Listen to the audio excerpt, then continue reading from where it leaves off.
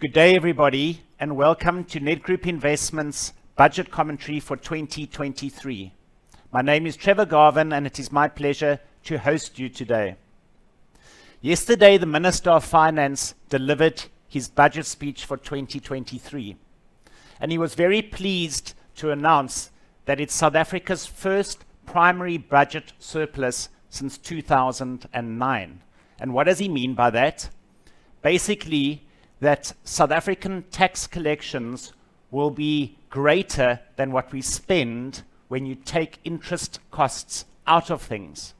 Well, the sad reality is that, of course, South Africa has a large amount of debt, and it is forecast for the next 3 years that we will be spending about 370 billion rand a year on annual interest costs on our debt. And we also know that interest rates have gone up, and this, of course, also pushes the cost of debt up. Well, the good news is that we have Nedbank's chief economist, Nicky Weimar, in the studio with us today, and she will be unpacking the budget for us and giving us her insights. Nicky, it's really great to have you with us here today, and we look forward to what you have to say. The program is basically that for the next 40 minutes or so, Nicky will unpack the budget, give us her insights, and thereafter we will have about 15 minutes for questions and answers. So without any further delay, I'd like to hand over to Nedbank's chief economist, Nicky Weimar. Thank you, Trevor. It's great to be with all of you today. Of course, my aim is what it always is, and that is to give you the story on yesterday's national budget. It was actually a remarkably good story, and I think in order to understand why it was a lot more optimistic and a lot more encouraging than anybody anticipated, we have to understand the context in which this year's budget was put together. Now, obviously, I don't really need to tell you this, but let's run through it again. We've been in a very difficult time. Towards the final quarter of last year, we have seen economic conditions deteriorate quite dramatically. The key cause of that is an old monster that seemed to have woken up in its cave and is rearing its ugly head all over again. So this is not a new problem haunting the South African economy. It is in fact an old one. And it is, of course, load shedding. Now, load shedding is, as I said, it's over a decade old. It started in 2008, but the root cause of load shedding started long before that.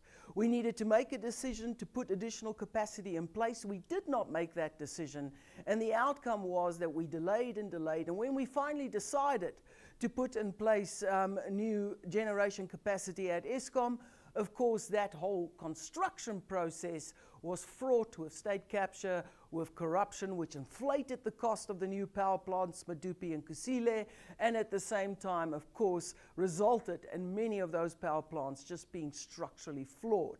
Medupi, the estimation is at best could operate at 60% of its installed capacity. Kusile, the estimation is that it's probably less than 60% of its installed capacity. The reason for that being that clearly the entire construction process, the design process have been disrupted, and it has been undermined by corruption and by state capture. And that's the bottom line here. To a large extent, we've known for some time that all the problems at state-owned enterprises, especially Eskom, have a very strong link, and their root cause really lies in poor governance, in wide and deeply entrenched corruption, in the entire procurement process, in that entire supply chain. And for any of you that watched the interview by Andre de Ruyter yesterday, you will know he gives some very distinct examples of how corruption is essentially undermining Eskom's operational efficiency. And he made the point that it's costing Eskom 1 billion rand per month, which is a staggering amount of money. So we are in this situation where we've got an incredibly old power generation fleet. I show you in this graph when our power stations were built. I show you the long delay between 1996, when Majuba was built, and when we started Medupi and Kusile, or when we finished Medupi and Kusile rather. And we now have that situation where the new power plants are really structurally flawed, will probably never operate to the extent that we would hope, and we have this very old existing fleet. And essentially we've got constant breakages, and we are trying to get a renewable energy program up to scale. Government has addressed these issues by adopting its energy emergency plan. The whole idea is to transform the energy sector going forward and to allow for a much more dynamic energy market by really encouraging private sector electricity generation.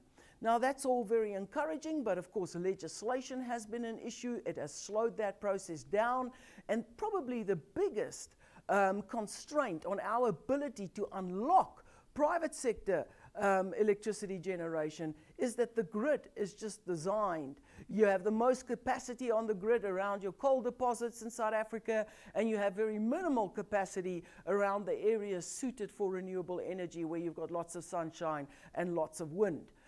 So we have a mismatch there that needs to be fixed and cannot be done overnight. And in the interim, we sit with this wholly unsuitable grid that is very, very vulnerable and very prone to breakdown. And load shedding is, of course, how they try to avoid a total collapse of the grid. To put it in perspective and to just show you where we are today, even though we built 2 new power plants, and you can't make this stuff up, if you look at that yellow line, Eskom today produces less electricity than it did back in 2001. So we truly are unique as far as that's concerned. Eskom's electricity availability factor at the moment, as we are now in February, is hovering around 53%. That versus a global average of 86%. And so as a result of this systematic deterioration in Eskom's electricity availability factor, which I show you here has come over many, many years. We last year had a record number of days at load shedding, 207 days. 2021 wasn't much better. We had 75 days of load shedding. 2020 was an equal disaster. We had 54 days of load shedding. But last year just simply was absolutely unbelievable. And it's not just that we had load shedding, it's that we suddenly spent load shedding at a much more intensive level.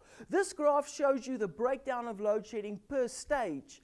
And you can see that dark green line right on the axis. That is load shedding stage 1, which has, of course, been very minimal. And so we spent most of our time last year, in fact, in stage 4.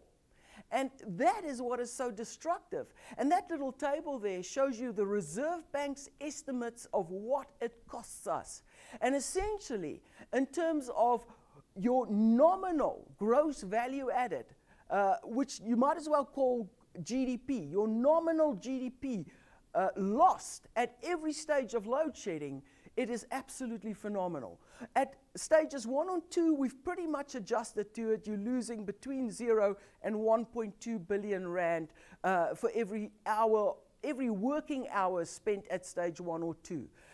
When you go to stage 3, already it ramps up dramatically. Now you lose 203 million rand, per working hour spent at load shedding stage 3. If you get to stage 4, it's 407 million rand. You get to stage 5, it's a staggering 724 million rand. And if you get to stage 6, it is 898 million rand in nominal terms. And even if you adjust for the effects of inflation, it is still a staggering amount. So clearly there's a very big difference between operating an economy at stages 1 or 2 of load shedding and the occasional 4 and 5. There is a very big difference between that and operating at stages 3 as your norm, probably your 4 as your norm, and then the occasional fright of stage 6 on a regular basis. So the reality is that this is going to hurt the economy. And 2023's growth prospects are undoubtedly going to be affected by this outcome.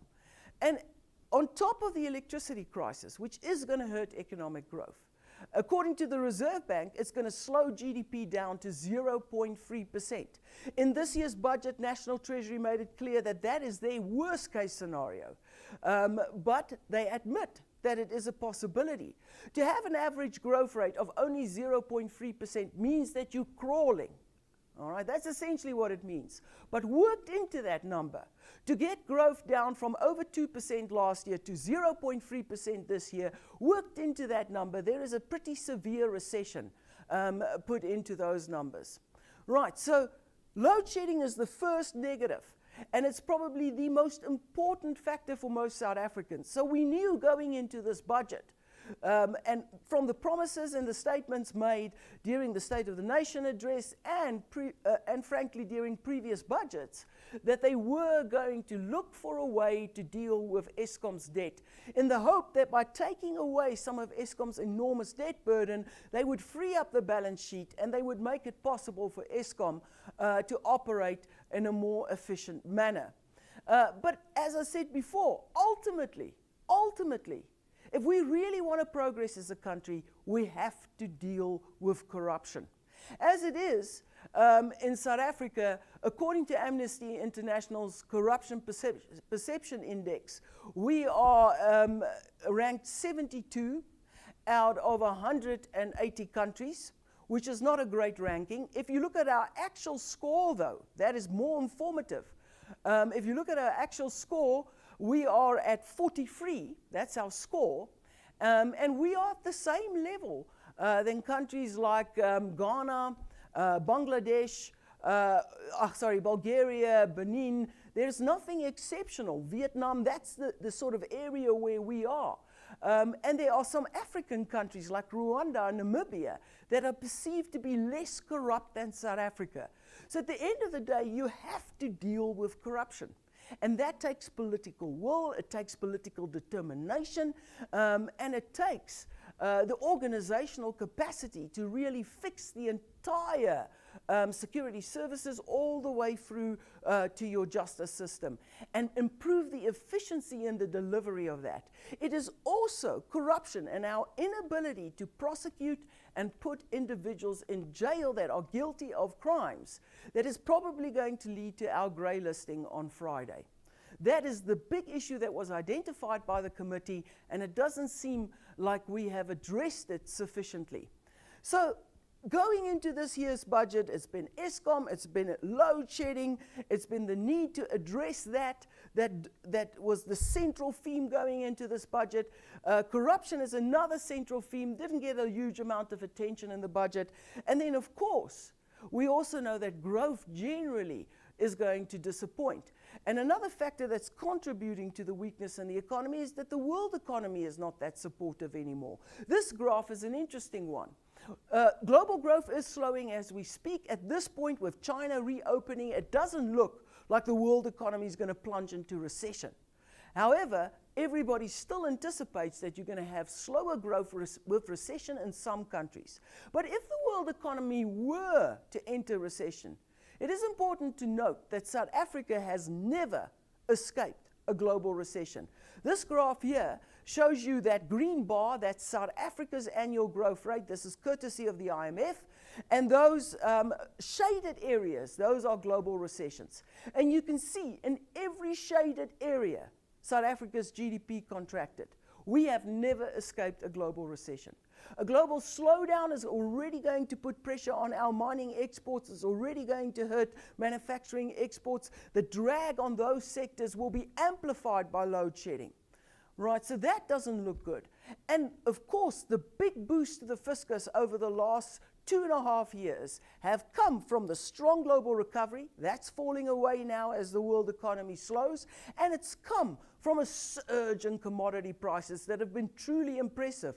And Russia's invasion of Ukraine extended the run in commodity prices. But as the world economy is now slowing, commodity prices are also starting to fade. And this is what I show you in this graph, is the downturn in commodity prices has started.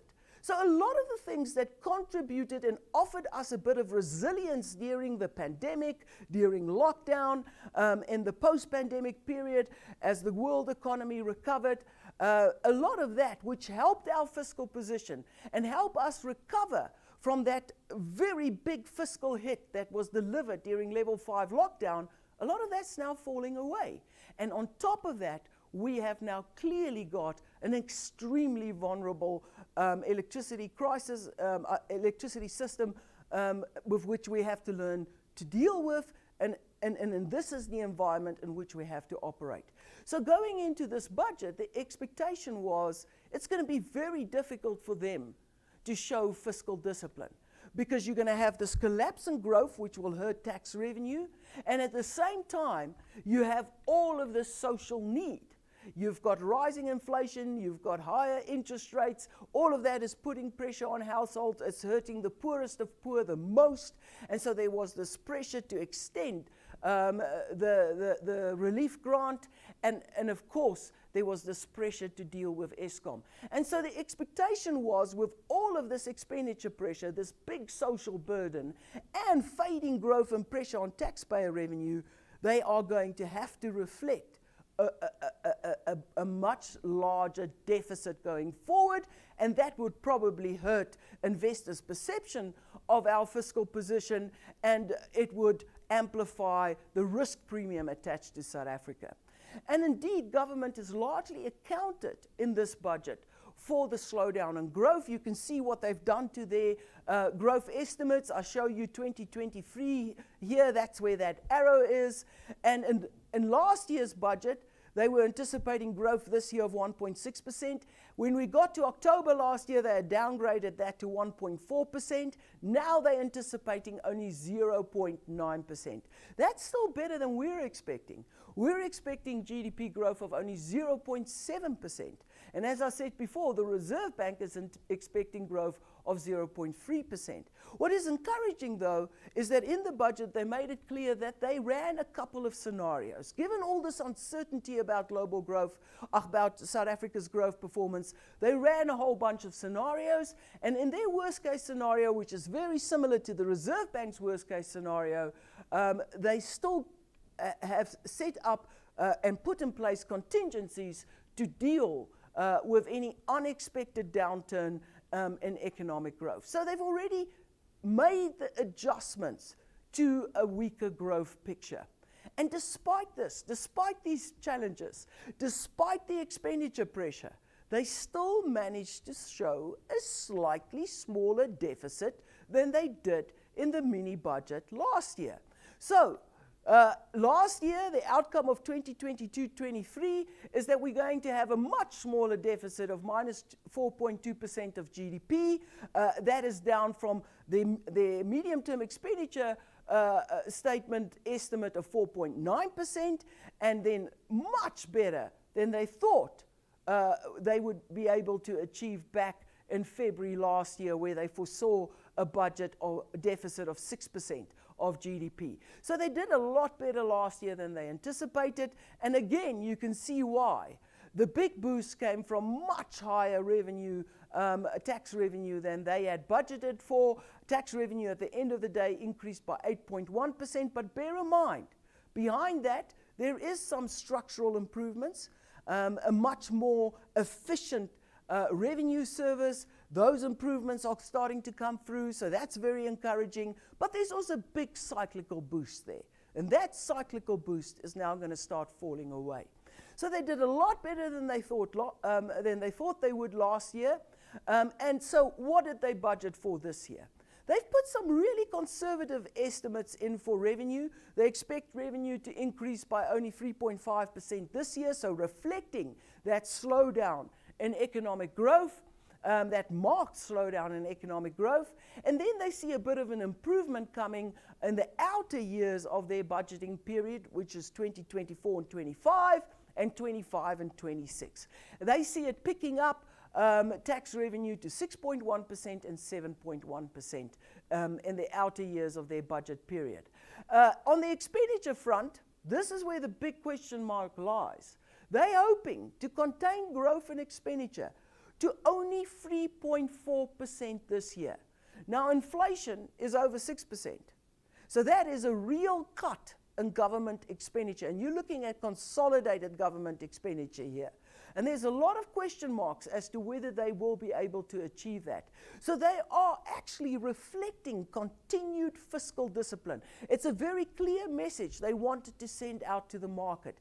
And then they keep their reins on spending in 24-25 and in fiscal year 25-26 by only allowing a slight acceleration in government expenditure to 5.2% and 5%. Over that 3-year period, they are actually talking about a real or inflation-adjusted cut or contraction in government expenditure. That will require enormous political will to pull off. And we'll look at that a little bit closer. We'll look at that with in a little bit more detail later on in the presentation.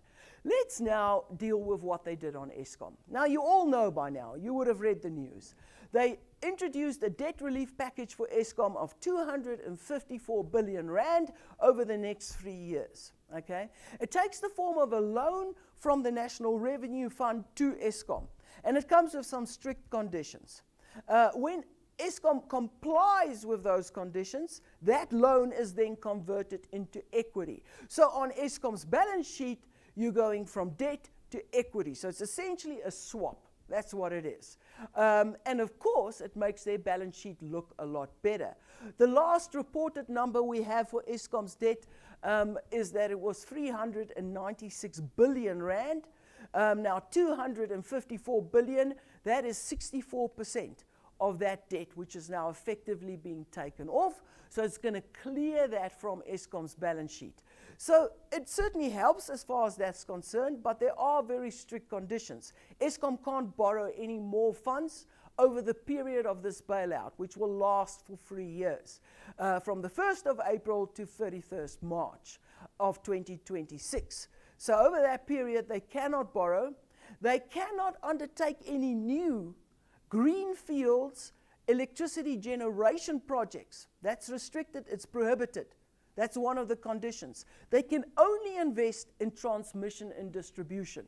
So in a way, from National Treasury, there's a message here to Eskom. You're not very good with building power plants, but we need you to shift towards expanding the transmission and distribution capacity so you can take up private generation. The capacity is there on the grid. And so it's really, in a way, edging Eskom towards becoming more of a transmission and distribution company, if I look at those conditions. Having said that, though, it's only my interpretation. Ultimately, it comes down to government taking over 168 billion rand of Eskom's capital repayments, and a staggering 86 billion rand will go towards interest. What is its implication on the budget? Well, the obvious implication is that it lifts government's direct debt burden, all right? The other obvious implication is if government's debt's going to be higher, their debt servicing cost obligation is going to be higher. And so that's essentially what it does. And by pushing up debt service cost, it reduces the amount of funds that government has available for non-interest expenditure. So we are going to pay for this. It might be a good solution for Eskom in the difficult position it finds itself in. But all South Africans will ultimately pay for this. Right, so what does it mean in terms of the debt burden? There you go. It certainly lifts the overall indebtedness to a higher level than they anticipated in the mini budget last year. And you now have debt peaking at 72.8% of GDP by the time we get to 2024-25. So it's peaking later than government would have liked, but it is still better. That debt trajectory is still better than we thought it would be in 2020. It is still better than we thought it would be in 2021. And it is still better than we thought it would be at the beginning of last year.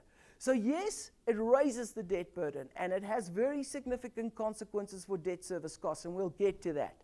But let's start by looking at this year's specific budget and at some of the revenue suggestions. Now, on the revenue front, I've said before, They've got revenue growth slowing to 3.5% this year. That's consolidated government revenue. And then they foresee a bit of a recovery, pushing it over 6% growth in the last 2 years of their forecast period. Over the 3-year period for which they budget, you're looking at a rough increase of about 5.6% per annum in revenue. That should be doable. Remember, tax revenue is really just a function of nominal GDP.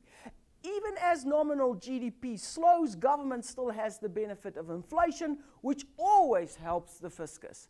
So that should be doable. It doesn't seem unrealistic. They're still getting the bulk of their revenue from individual taxpayers. That makes up 36% of government revenue. And then the rest, of course, comes from VAT at 26%. And then the other big one is companies contributing 21% to tax revenue. This is the growth rates that they've budgeted for the different categories of taxes.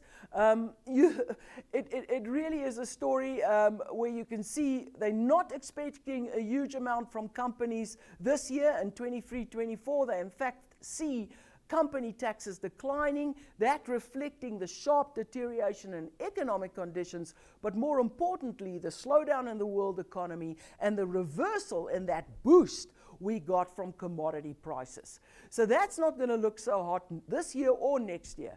And then they see that only recovering in 2025-26. So what's really going to carry tax revenue is VAT and taxes by individuals, which will remain more constant. Now, within that context, so those are their numbers. So what relief did they give? What was the tax proposals for this year? Well, they gave relief to the tune of 13 billion rand, and of that, 9 billion rand relief was given in direct taxes, and 4 billion rand of relief was given in indirect taxes. Now, on personal income taxes, there were no changes in the tax rates. All we saw was an adjustment to the tax brackets to compensate for the effects of inflation. And then the one encouraging development is they've put in a tax incentive to encourage households to go out there and put in place rooftop solar. But there's a provision there. You cannot get a tax incentive for batteries or inverters, only for the solar panel, right? And they believe that that's going to cost the fiscus about 4 billion rand. And then, of course, they provided the same incentive, very generous incentives to companies, indeed, to put in place their own sources of electricity generation, and that amounts to about 5 billion rand that they believe they will sacrifice this year. In terms of indirect taxes, they were very surprisingly constrained. They had the freedom to increase that by more than the rate of inflation. That's always been the norm in previous budgets. They did not do so. They did not adjust the general fuel levy. They did not adjust the road accident fuel levy. They did not increase excise duties, your so-called sin taxes, aggressively at all. And so they're sacrificing on that front. And that is going to cost them about 4 billion rand. If we look at company taxes, though, there was no action on that, and the part of the reason is, of course, last year they reduced the company tax rate. So this year, they just left it unchanged. And in terms of company taxes, our company tax rate is still quite high. We are just a notch below the average for Latin America and the average for Africa, but certainly, even among other emerging markets, we are on the high end. So going forward, this should be something they should pay attention on. When it comes to consumers and to individuals, what sort of tax relief did they provide? You can all get a copy of this presentation, by the way, and you can look at the detail, and I'm sure your tax advisor will give you even greater detail than we've got in this presentation. But at the end of the day, if you've got a taxable income of 2 million rand, all right, which all of you have, I'm certain, your relief is going to be 8,000 rand 943. That's it. You're going to get a saving of 8,943 rand. That's going to be your tax saving this year. And that comes as a result of them upping the thresholds where each higher marginal tax rate kicks in. And that adjustment was done mainly to compensate for the effects of inflation. Now, where they were quite generous was on retirement thresholds. and get that information from your tax advisor or from Nedbank if you like. There they made quite big adjustments to the thresholds. So that should be encouraging for all savers out there and for all retirees. When it comes to individual taxes, really it's just obscenely high. We still have a top marginal tax rate of 45%. We are among the highest in the world. And bear in mind, we have an exceptionally narrow tax base. That top bracket is a tiny portion of the population, all right? And they pay almost half of everything they earn above the threshold over to government. So it is still exceptionally high. And among emerging markets, we are the highest. We do have the highest tax rate. When it comes to sin taxes, what did they do? Well, on this front, they've been remarkably restrained. They only increased sin taxes with 4.9%, less than the rate of inflation. That's their expectation of what inflation will be. They're expecting inflation will be 4.9% in the fiscal year ahead. We think it's going to be higher than that. So in effect, it's actually a cut in real terms in terms of your sin taxes. So there they really did not go after the consumer. When it comes to indirect taxes, this is just looking at VAT. South Africa still is among the lowest in the world. We have a very low VAT rate, and we don't rely on indirect taxes. In other emerging markets, it's the other way around. They rely on indirect taxes to get the bulk of their income. And if you think about it, that's probably the best way to raise taxes. Tax consumption rather than investment, rather than savings. But that's not the way we do it in South Africa. But what is clear on the tax front is that there is an appreciation, and even if you read the budget, you'll see there are many places where National Treasury says, we have taxed people to the limit. The extent to which we can still get a big benefit from that is now limited. In fact, it's probably negative. And so as a result, there is very clearly in this budget a reluctance to push up taxes any further, despite all the pressure on the expenditure side, despite the need to bail out Eskom. They resisted that. And I think that is a big positive, and they should be applauded for that. What are they planning on the expenditure front? As I said before, this is the trick. They are planning to really rein in expenditure, to restrict growth in expenditure to only 3.4% this year, 5.2% the year thereafter, and 5% the year thereafter. If you look at their history in this graph, it's a very, very rare occasions that they have managed to restrict spending to less than 4%. The last time we did that was in 2022. So it's on very rare occasions that they have managed to do that. And it's going to be made even harder by the fact that the bulk of their expenditure will be on debt service cost. Look at debt service cost. It's going to outpace every other form of expenditure, which means they're going to have less and less available for non-interest expenditure. So while they have to restrict your total expenditure to 3.4% growth rate this year, they're going to have to restrict non-interest expenditure to a teeny 2.2% increase this year. It is going to be exceptionally difficult to achieve. Just to look at debt service cost, it continues to climb. It eventually, by the time we get to 25-26, is going to consume 19.8% of your tax revenue, okay? So it's eating up a sizable portion. As a percentage of GDP, it's going to rise to over 5%. So obviously taking over Eskom's debt makes that worse. Then if we look at other expenditure, and I'm going to run through this very quickly, I've got 8 minutes left. If we look at other expenditure, the big element there is obviously the public sector wage bill, and this is the biggest uncertainty hanging over government's ability to meet these very conservative expenditure targets they've set themselves, and to nail that budget deficit that they've projected for the next 3 years. As you know, the unions want a 10% increase in their wages. Government has offered them way less than that. In fact, government wants to restrict the growth in your public sector wage bill in nominal terms to 1.6% this year.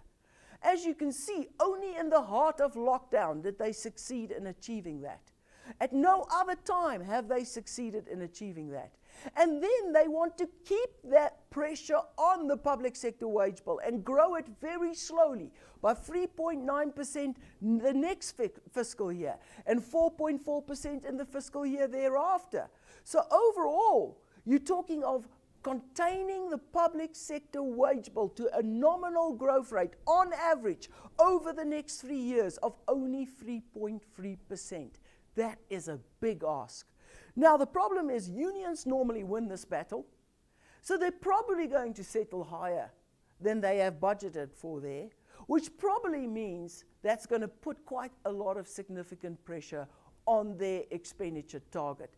There you can see compensation of employees is the biggest portion of expenditure, makes up 31% of total expenditure. Debt service cost now 15% of total expenditure. And then the rest of our expenditure, the big items is education, social protection and healthcare, which is why government always says that the social wage in South Africa, not just the wage increase you receive or public sector unions receive, but your overall social wage is enormous. It makes up the biggest portion of the budget. Over 60% of the budget really goes to dealing with poverty, if you think about it in very simple terms. So what is their spending priorities for the year ahead? Well, in terms of what are they going to grow the fastest, I've already showed you in the previous graph. Let me go back. Education, social protection and healthcare are enormous spending categories. So they're your big departments, all right? But government does not plan to grow them very rapidly over the next fiscal year. They're going to focus their attentions on housing and on the environment, where they're hoping to grow expenditure more aggressively and well above the rate of inflation. Then it's social protection, which will increase by 5.1%, only slightly more than their projected inflation of 4.9%, and everything else is going to be pulled in. It's going to be reined in. So what's happening here? Debt service cost that grows by 10.8% is really reducing the pool of funds available for government to spend on any of these critical spending priorities you have at the bottom here. And that means they're going to have to rein some elements in dramatically. And you can see where they've chosen to do that: on defense, on recreation and culture, sadly on public order and safety, even though in my opinion corruption and criminality is one of the root causes of our problem. Nonetheless, they're not spending a huge amount on that. They're cutting back on healthcare and massive cutbacks on economic affairs. And the focus therefore this year is housing and environmental protection. However, you have to say the housing bit is probably forced on them. With the floods we had in KwaZulu-Natal, with the floods we've experienced this year, they probably don't have a huge amount of choice. Now, a lot has been made about the Social Relief of Distress Grant, the SRD grant, that has been extended for another full year. They are probably going to bring in some form of basic income grant, but in their budgeting, they have no more relief grant. They scale it down dramatically from 24-25 and 25-26 onwards. So they're assuming that it ends there. We know that's not going to happen. But if we look at social grants, the biggest portion still goes to children and to the aged, and that makes sense. We can't really argue with that. As a percentage of GDP, it is very high at the moment. It's 3.5%. It's going to increase even further. It's going to increase to 3.6% this year. Then they want to contain it to 3.1%. Now, if you're going to bring in some kind of basic income grant, that might not be so easy to do, but that's what they've budgeted for. But the frightening bit here is that second table. It's the number of people that receive some kind of government support. When it comes to children, it's 13.5 million children that receive some form of government payout. The SDR grant, the SRD grant, is 8.5 million people this year will receive some kind of payout from government. Here's the thing. Once you give that It's virtually impossible to take away. So it's going to become a permanent feature of the South African budget. Of that, I have very little doubt. And altogether this year, 27 million people will receive some kind of support. And government magically believes that that number will decline in 24-25 and 25-26. It's very difficult to see why it would, unless we suddenly start to grow and create a lot more jobs. So that burden continues to grow. And government's clearly trying to contain the impact of that on the overall budget. Over the next 3 years, you can see they're still prioritizing housing and the environment, but they want to give more money to public order and safety. And so that starts to grow a little bit faster in 24-25 and 25-26, getting you to an average growth rate over the 3 years of 3.6%. But overall, they've got so little room for maneuver on expenditure because debt service cost is growing that fast. They also want to change the composition of spending. In yesterday's budget, they spent quite a lot of time saying they want to shift from consumption expenditure to capital expenditure. Now, obviously, South Africa needs infrastructure. A big factor behind our struggling and fading growth rate and the high levels of unemployment is the fact that we have a dilapidated, deteriorating economic infrastructure, which is really raising the cost of production across the board for all industries and undermining our ability to compete. And therefore, it's a big discouragement to new fixed investment. So they want to ramp up infrastructure spending, and the numbers they quote in the budget is very impressive. This year, they want to spend 263 billion rand on infrastructure, ramp that up to 303 billion the year thereafter, and to almost 340 billion in 25-26. But those numbers are not large. That's what you must understand. The private sector spends way more than that on fixed investment. It's really the private sector that is driving fixed investment, not government. As a percentage of GDP, even though it slowly increases, it's still way below 4.5% of GDP, which is exceptionally low. There's the details on where they want to focus their capital expenditure. When you get the presentation, you can go through it. I'm going to wrap up by just saying it was extremely difficult circumstances in which this budget was put together. Not as bad as level 5 lockdown, okay? Not as bad as that, but nonetheless very, very turbulent and difficult times in which this budget was put together. You've had huge expenditure demands, and the National Treasury knew that revenue was under pressure. And so ultimately, the expectation was that this was going to be a budget that disappoints. And strangely, it didn't. They have shown resolve. In their budget numbers, they are saying we're going to stick on the path to fiscal discipline. It's going to be very difficult to achieve that, given that they don't have a wage deal in place, given that debt service cost is racing ahead, given that they've taken over Eskom's debt. It's going to be difficult to achieve, but at least they have signaled their intent, which I think is positive, and we should take it like that. They've also reflected a slightly smaller budget deficit. That's also positive. And again, it signals their intent, that they recognize the importance of fiscal discipline. However, having said that, there is too little attention to what is really behind our deterioration and our economic stagnation. More attention needs to be given to things like corruption. More attention needs to be given, and a concerted effort and resources need to be directed to reducing the rate of crime. And a lot more urgency needs to go into upgrading economic infrastructure. And only then can we arrest the economic slowdown and the high levels of unemployment we have. Thank you very much. Great, Nicky. Thank you so much for that, and some great highlights of the budget there and insights, and also well done on keeping to your time so well. So that leaves us about 15 minutes or so of having some questions and answers, which I'd like to open it up to now.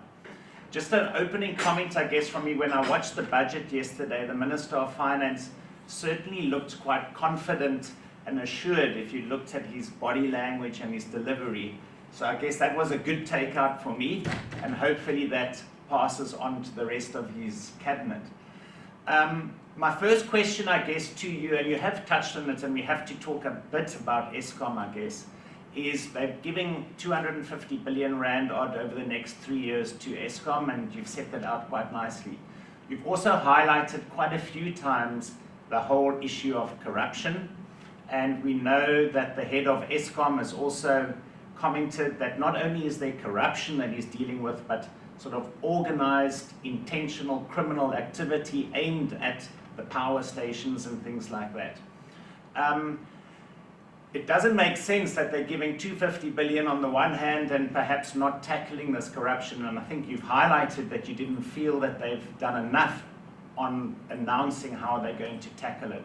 Just in your opinion, have you got some suggestions or comments on how you think they should be trying to tackle corruption, whether it's in Eskom or just across the board, and even this intentional criminal activity? Yeah, so I think firstly, certainly on Eskom's front, one of the things that's going to happen as a result of this debt takeover is that government's influence over Eskom is obviously going to increase because they're switching debt for state equity, essentially. And it's been that sort of state intervention in Eskom has been a big factor contributing to the situation we find ourselves in today. So I think that's important. Obviously you need a competent CEO, you need a good board, but at Eskom they've had this in place for a while. And what is very clear is that on its own cannot turn Eskom around. So it's really law enforcement that needs to do the work there. And to get behind exactly how these criminal networks work, we know it's organized crime, and very likely to some extent facilitated by the political setup, and that's where corruption comes in. But one factor that would certainly help is to stop this narrative around crime. What is clear is that the biggest portion of destruction is occurring in Mpumalanga around the coal mines, right? And there the corruption is through the entire pipeline, from the mine to the transportation of the coal to the delivery of that coal ultimately to Eskom. So it's widespread. You can't just look at Eskom, you've got to look at the whole system, and that is the job of the police. So I think for me, the suggestion is you need to ask why that hasn't happened, identify why, and then deal with it. And if it means you've got to change personnel, if it means you've got to fire people, then you need to do that, because at this point it is crippling the South African economy. So I can't give you a step-for-step guide, but I think we all know where they need to go and look. And if they look there, and the only people that can do that job, the only people that have the right to do that job is the police. And if it's resources that's the problem, then you need to give them the resources. My suspicion is that it might be people. And if you get the right people there, you could potentially make a difference. And then you've got to look at procurement. Eskom clearly has an issue in procurement. And there the key is that you have to have some measure of comparison. If you're going to have preferential procurement, that's fine. But there must still be a standard. The price you are paying must still have some relation to the market price of procuring a particular product or service. That's the discipline. That's the only discipline. And so that is what I would recommend they do. Bring a measurement in that sets the tone. Anything that's 5% above the market price, forget about it. We're not taking that. That will bring a total different focus into that whole procurement system. And government can also do with having something like that in place. Great. Thanks for that, Nicky. Changing tact a little bit. The minister yesterday announced in the budget that over the last sort of financial year, they've had this windfall of around about 100 billion rand in excess taxes. And I think his main message that he tried to get across, and you touched on it, is he didn't really increase taxes particularly anywhere, and he kept taxes on hold. So that's great. Listening to some of the commentators afterwards and some of the other political parties, they commented that they thought that the budget was a budget for the rich as opposed for the poorer of the poor. So they commented that perhaps instead of not raising taxes, He could have reduced the fuel levy, which we know he kept the same. That would have reduced transport costs, petrol costs, etc. He could have perhaps increased social grants. He could have zero-rated perhaps some other foodstuffs, etc. Just be interested in your views or comments. Did you look at this as a budget for the rich, or did it favor the poor in some areas? I don't think it's a budget for the rich at all. So that is just tax rates. The tax system is by definition incredibly progressive, among the most progressive in the world. So no, it can't be a tax. It cannot be a budget for the rich. Not this year, not the year before that, not the year before that. All right. If you look at the percentage of tax relief given for those at the higher income category, they provided slightly above the rate of inflation. For those at the lower income category, they provided a significantly higher level than the rate of inflation. So where they focused their tax relief was on the middle to lower income categories, which they do, by the way, every single year. The key here is that over 16% of the budget goes to the social wage. It goes to the poor. So to make the argument that it's a budget for the rich is a little bit of a stretch by any logical standard. I really think it's a budget for neither party this year. They didn't have any option. They took over Eskom's debt, that inflated debt service cost. It really, really reduced the options available to them. If they didn't worry about the budget deficit, right? Sure, they could have done all of those fantastic things. All right? But then your budget deficit would have been higher. You would have added to your debt burden at an even faster pace. Your interest bill would have run away even faster. So they chose that middle route, trying to balance these opposing demands and pressures, where at least they keep us on a path towards sustainability. Remember, we're not at a sustainable fiscal position yet. We're still running budget deficits of over 3% of GDP. So they chose that middle path to steer us towards some sustainable position over the next 3 years. So for me, it was a budget of neither. It was a budget that tried to deal with the hard realities we find ourselves in. Thanks, Nicky. I think in your camp that it was pretty well-balanced budget, and I guess the political parties are going to each have their own comments and views. Nicky, you touched on the one area, and that is, I guess, South Africa's high unemployment that we have. You also touched on economic growth, and we know that, I guess, long-term, the only real way to create better jobs and greater jobs is through economic growth, and we see we're going to have only somewhere between 0.5% to 1% GDP growth this year, and the next 3 years, I think they're budgeting on average about 1.5%, 1.7% average, which is really low. And when I think to the Mbeki era, we were having somewhere between 4.5% to 5.5% GDP growth. And some countries we 6%. Correct. So again, I feel it wasn't really spoken about heavily in the budget. How are we going to really tackle unemployment? You showed the numbers there of the number of people on social grants, etc., which is staggering. Can you just comment on the low economic growth we're going to have for the next 3 years, unemployment, which is probably not going to really get much better as a result of that slow growth, and what governments can be doing to tackle this problem? Okay, so let's see, why are we not growing, okay? The reason we're not growing is because government has failed in some critical areas, especially around infrastructure and around reforms of state-owned enterprises. And this has been coming over a long period. The intent is at least now there to address the issue. I'm not sure that they are quite showing the resolve to do it yet and to move quickly, but as long as we've got an electricity constraint, it will be very difficult to grow by more than 1%, okay? It will be difficult. To get to 2% is probably going to be impossible over the next 2 years, all right? As we saw last year, the moment our growth rate rebounds closer to that 2% level, before we know where we are, we're back in severe load shedding. And in the final quarter of last year, that's going to be a very good gauge of what we can anticipate for this year. In the final quarter of last year, we had load shedding virtually every day. Stages 4, 5, and 6. We had every example of load shedding in the final quarter of last year.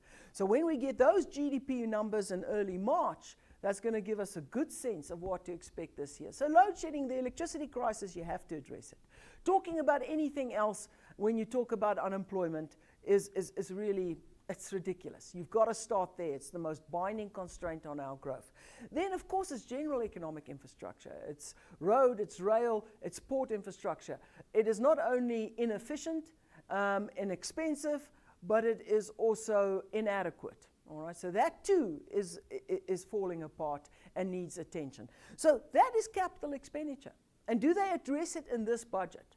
Infrastructure spending? No, they do not, unfortunately. Okay? They do not address it in this budget.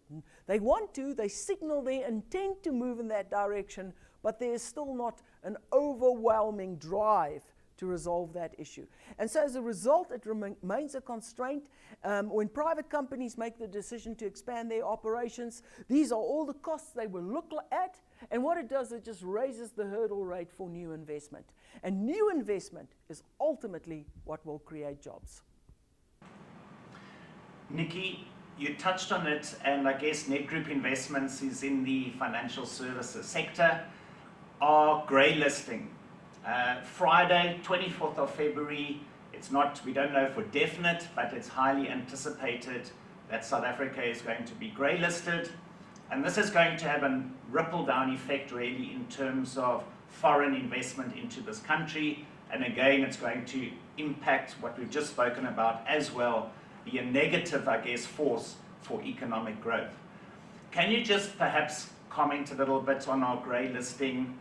And equally importantly, perhaps, how can we get out of it, and at the speed at which you think we will be ungrey listed, and can we really achieve those objectives? Okay, so why were we grey listed? The Financial Action Task Force came to visit South Africa. Their first visit occurred in the depth of the Zuma years, and of course, corruption, money laundering, widespread, just the complete failure of the justice system to deal with that, had a big impact on the report they ultimately wrote. They gave us a period to recover. The justice system and the whole sort of prosecution system is improving. We know certain cases have been brought to court. Nobody's been put into jail yet in a very aggressive way, but we have seen some action on that front. It's just too little too late. That's the problem. So for me, and what we've been told is that it seems to be a given. We will be grey listed. How quickly can we get out of that? Government, again, has the major role to play here. The element that needs to be addressed is essentially our inability to prosecute cases, especially cases of financial crimes and fraud, and convict the guilty as a result of that. So unfortunately, that's a job they have to do. The banking sector will bear a lot of the cost of the grey listing, all right? And as you've noticed, as you've mentioned, particularly, portfolio investment, foreign direct investment in the equity market will be significantly impacted, I think, by the grey listing. How long does it take to get out of the grey listing? Mauritius did it in a year, okay? So it can be done in a year. Most countries, it takes about 2 to 3 years.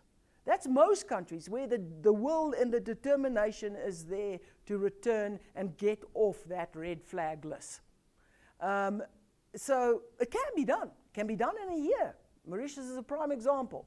However, it does require political will, and very importantly, you've got to fix the whole sort of security cluster and the justice arm of that in particular. Yep, well, let's hope that we certainly have some of the government and Beckett Cele listening to you here today. Nicky, last question, which is all that we've got time for. Yesterday I was watching the Rand, and of course that's another measure of perceptions of risk and South Africa, etc. In the morning the Rand actually weakened and it hit about 18.50 to the dollar as our load shedding went to stage 6. I think we were on level 4. However, by the end of the Minister of Finance presentation, we were sitting at about 18.15, 18.18. So it strengthened. Do you look at that as the market looking favorably on his budget speech, or how do you interpret currency movements yesterday? Oh no, I think that the market did take it. They didn't expect it. They expected a deterioration in the budget deficit, a rapid acceleration in the debt burden, signs of enormous giving in to expenditure pressure. There was none of that. They held the course. And they bailed out Eskom in the process. So they really did pull the rabbit out of the hat yesterday. I don't know how they did it, but they did. And I think the market recognized that, and the movement you saw in the Rand was actually a sign of the market and investors generally welcoming the budget.